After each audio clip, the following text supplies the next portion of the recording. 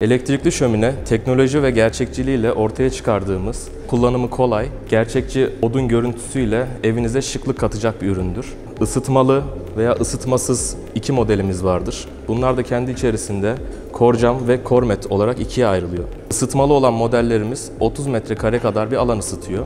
Corcam modelimizde dokunmatik ön panel, Cormet modelimizde ise tuşlu seçeneklerimiz var. App Store'dan veya Google Play Store'dan indirdiğiniz uygulamamız sayesinde kontrol sağlayabiliyorsunuz. Bu uygulama üzerinden zamanlayıcı ayarı, ısıtma ayarı, renk değişimi gibi özellikler mevcut. Ayrıca uygulama üzerinden odun parlaklığını ayarlayabilirsiniz. Arkadaki alev efektini açıp kapatabilirsiniz. İçerisinde 10 tane ambiyans sesi bulunuyor. Bunlar odun sesi, kuş sesi, fırtına sesi gibi sesler. Ayrıca telefonunuzdan da istediğiniz müziği istediğiniz platformdan açıp dinleyebiliyorsunuz. 80 santimden 200 santime kadar boylarımız mevcut. Dekoratif ve pratik şömine modellerimizi incelemek için sizleri Şişli'de bulunan showroom'umuza bekliyoruz.